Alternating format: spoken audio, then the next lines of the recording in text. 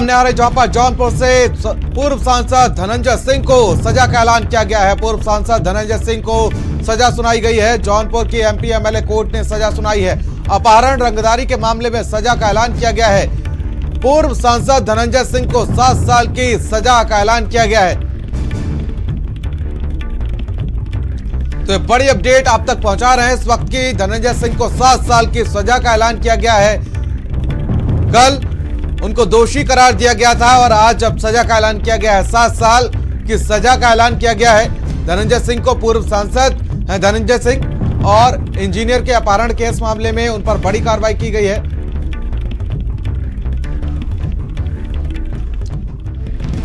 आपको बता दें कि 2020 में इंजीनियर के अपहरण केस मामले में उन पर बड़ी कार्रवाई की गई है और बड़ी कार्रवाई करते हुए आपको बता दें कि सजा का ऐलान किया गया है।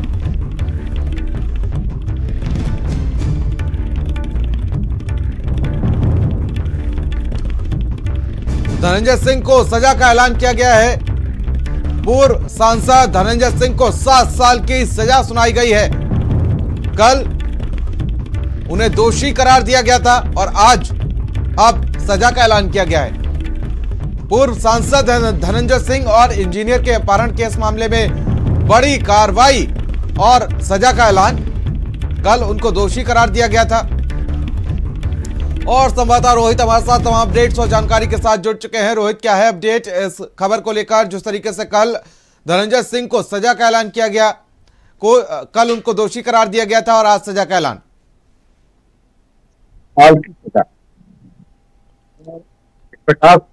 राजनीतिक कैरियर का आप दूसरे शब्दों में कह सकते हैं 2 साल से यदि ऊपर की सजा है तो राजनीतिक कैरियर का समापन।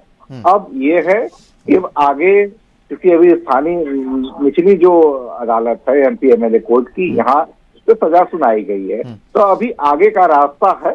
हाई कोर्ट जा सकते हैं, सुप्रीम कोर्ट तक जा सकते हैं, जैसा कि राहुल गांधी के भी प्रकरण में हुआ। लेकिन सबसे बड़ी बात है कि कोर्ट में कब तक जाएंगे, ऊपरी अदालत में, वहां आगे क्या फैसला होगा, तब तक आचार संहिता के बहाने बहुत सारी चीजें रुक जाएंगी। यानी इस बार का चुनाव धनंजय सिंह संभवतः अब नहीं लड़ पाएंगे।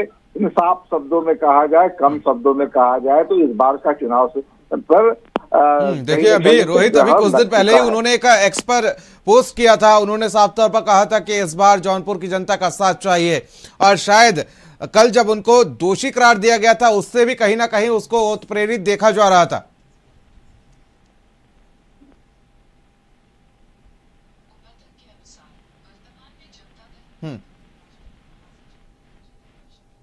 तो लोगों ने जब उसकी प्रतिक्रिया जानना चाहिए तो उन्होंने कुछ बोला नहीं, बस यही कहा कोर्ट का मामला है, इस पे हम आगे क्या ही कहें।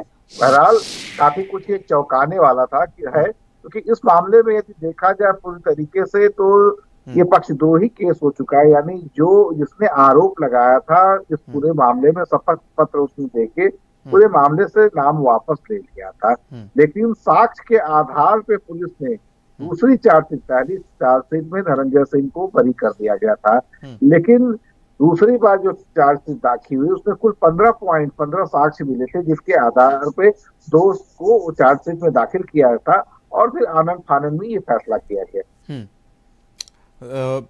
ठीक है रोहित, लेकिन जिस तरीके से देखा जाए तो अब धनंजय सिंह के सामने कई सारी मुश्किलें खड़ी हो जाती हैं, क्योंकि जिस तरीके से उन्होंने 2024 के लोकसभा चुनाव को लेकर भी बिगुल फूका था। अभी कुछ दिन पहले उन्होंने एक्स पर पोस्ट करके इसकी जानकारी दी थी। निर्दलीय चुनाव लड़ सकते थे और अगर देखा जाए तो जेडीयू से भी चुनाव लड़ने के आज लगाए जा रहे थे। लेकिन अब कितनी मुश्किलें उनकी बढ़ जाती हैं, क्योंकि अब समय बहुत कम है अगर वो उच्च अदालत में जाते हैं तो।